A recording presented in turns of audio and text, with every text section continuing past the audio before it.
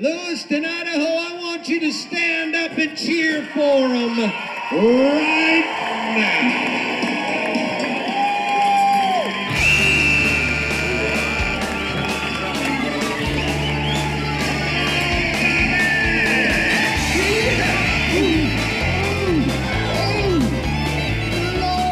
Out in these parts, people cling to their traditions.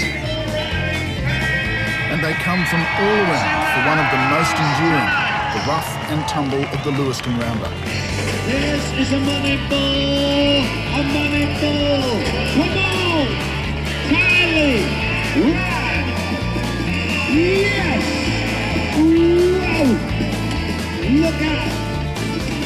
The stands are full of ranchers, their families, and others working the land.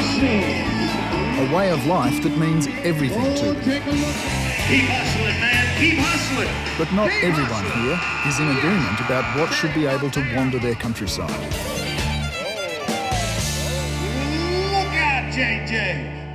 Well, I'd imagine there wouldn't be too many people here who would support the reintroduction of the wolf. Oh no, I think there would be people that would be understanding. But they wouldn't be like, oh, hey, Aaron, great job on the wolf recovery. It's not going to be like that. Thursday night in Lewiston. Aaron Miles is bound to the country around here deeper than most. Oh, man. He's a Nez Perce Indian, and in this crowd, he's seen as a wolf man. That is a bad news, man. The community, we come down here and I think people automatically associate us with being like the bad guys, and we got wolves in the back of our rigs, and like we're just stereotyped with them. Dangerfield, Texas. One of the greatest rodeo riders ever, Jackson Sundown, was a Nez Perce Indian, thrilling crowds early last century. Get out of there! In fact, he rode his last bucking bronco right here at the Lewiston Roundup in 1917. Come on, Trevor! Wow! Tribe members still love coming to the Roundup, but their views about the importance of the wolf are probably better left at home. That bull is tough to ride. We've been here for tens of thousands of years as Indian people, and to just say, you know what, we're going to forego a part of our culture, that just doesn't look right. Just as much as we respect the ranching way of life and the farming, all those aspects that make Idaho to what it is today, I would hope that those individuals would have the same respect for our culture and way of life. And that's really where the battle is at.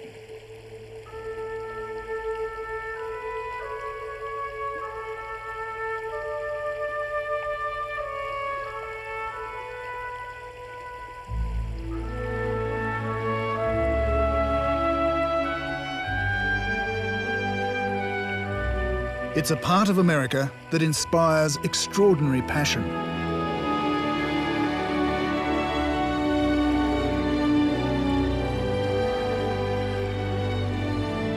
This country is imbued with the hopes and dreams of all those that come to live here.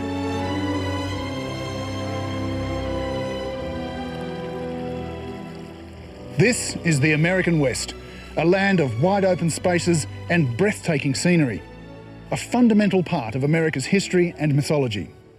Like many other places, this one is also under pressure from agriculture, development, and community expectations about wilderness. But unlike any other issue, the reintroduction of the wolf is causing many Americans to question just how wild they want the West to be.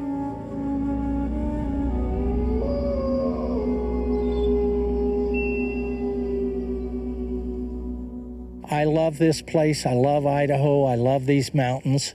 My feet are 25 feet in the ground. I love this area with every fiber of my body.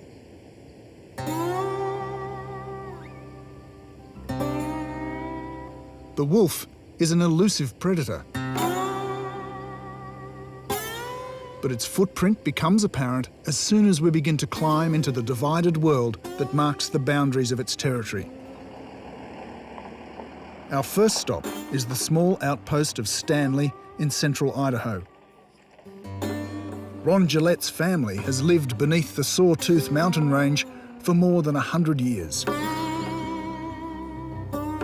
I don't go anywhere without packing a weapon, and I will use it. If a wolf takes one step towards me, as far as I'm concerned, he's looking at me for lunch. Ron Gillette is a driven man.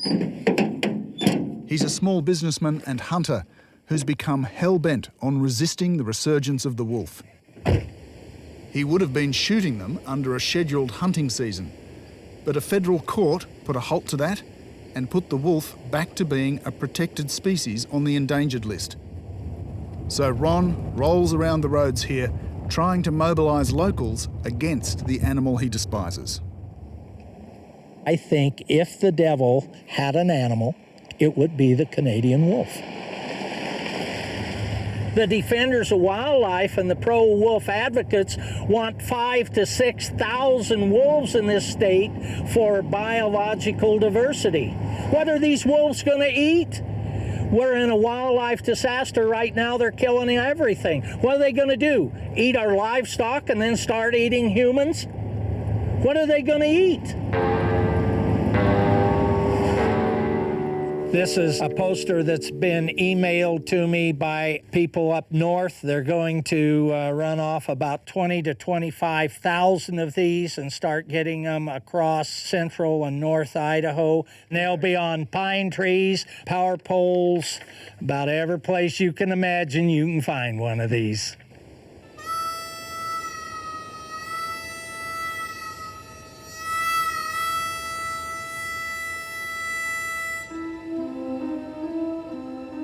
The last packs roamed this country in the 1930s, a time when ranchers still used old wagons like these to lead their herds from camp to camp.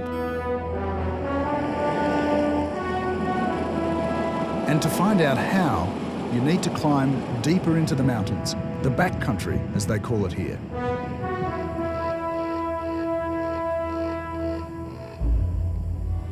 Here, the wilderness presses in, and the wolf is a close presence for those who call this home. A lot of people think they're amazing critters, and I ain't gonna lie, they are amazing critters. But the only problem is the country ain't big enough to have them anymore. Among the few people who roam these mountains is rancher Luke Morgan. He's an animal lover too, his own, his cattle and his beloved working dogs. Due to the wolves that were reintroduced, we built this fence to hopefully keep them from getting into my border collies and annihilating the whole herd. Did you ever think you'd have to do something like that? No, my whole life I've never had to build any fences to protect my dogs, and I never dreamed that I would end up doing something like this. Right there. Charlie, Nor there. did Luke Morgan think he'd Come need here. to teach his dogs new tricks. But as he and his cattle ranged over what for 70 years had been clear of native predators, they began to encounter more and more wolves. And now that's changed the herd's behaviour. The dogs are having a harder time moving them cattle. It really takes a lot more work for them to move cattle than what it used to. And now they get to the point where they can't tell the difference between a dog or a wolf. I mean, they don't know if it's a border collie or a wolf or what it is. So their first instinct is to fight and not move. They ball up and fight instead of where they used to string out and actually drive somewhere. He does a pretty good job. He uses nice leather, I think, good thick leather. The horseman riding They with know Luke enough to isn't do. his hired help. Yeah. Jason Cunningham is part of a program funded by both the Defenders of Wildlife and the ranchers. Although they have different aims, both groups are trying to find ways to adapt to the growing presence of the big wild wolf. And to assess numbers and impact with a lot more precision. The radio telemetry receiver, what it's used for is to track the collared wolves, and mostly I've been tracking 3 different collared wolves, and I don't always find them, so it's limited to line of sight what I'm doing.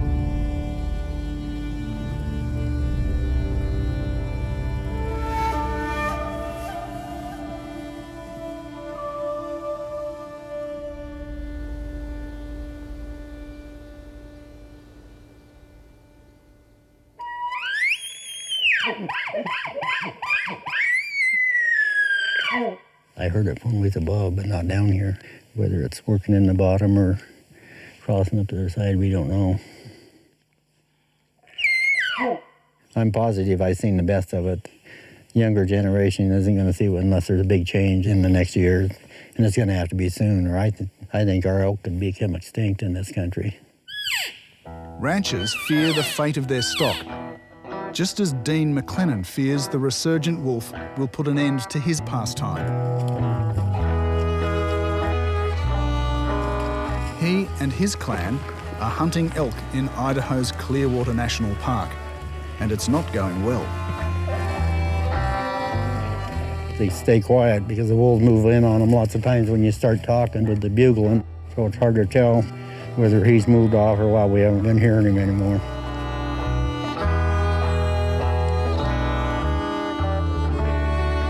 Hunters are blaming the wolf for a savage drop in elk numbers, their prize target with guns and bow and arrow. And for lifelong outdoorsmen like Dean, there's not a drop of irony in the complaint. This, like so much up here, is a way of life.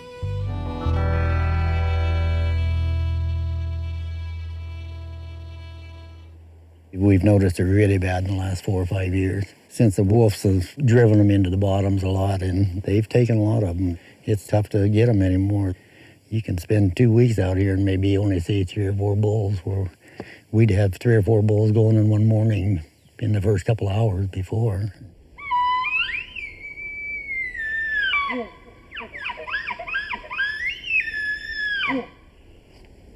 Biologists and environmentalists say the elk herds, along with moose and deer, have all had to adapt and change their behaviour with wolves on the prowl. Prey have gone deeper into the gullies, and they have become harder to find.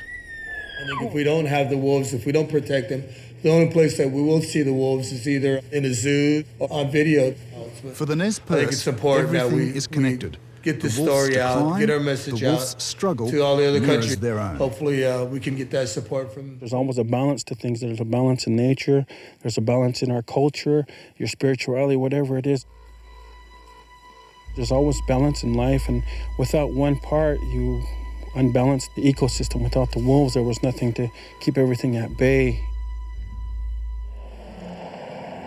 Anti-wolf campaigners like Ron Gillette see this as a classic states' rights issue.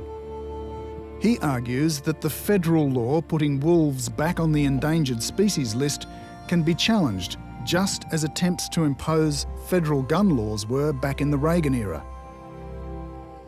I'm going to tell you, I wouldn't want to be a judge in any part of this country to convict a guy who honestly shot a wolf out of protection of his family, his animals, or whatever. I think that judge would be at risk.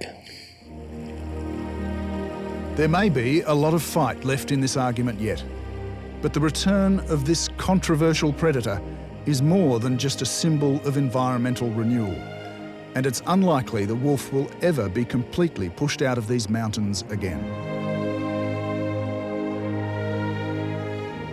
If they were to just get rid of all wolves like what Mr. Ron Gillette preaches to everybody, I think that would be really sad. And it's unfortunate that the arrogance of someone's culture can override what has belonged here for thousands of years. That arrogance, we face it, and we will continually face it.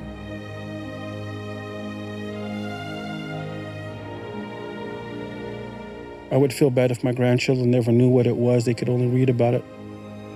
Wolves shouldn't be just in a book. We have enough of those stories, and if we don't bring those back, and they'll just be that, it'll be a story that they used to be around here.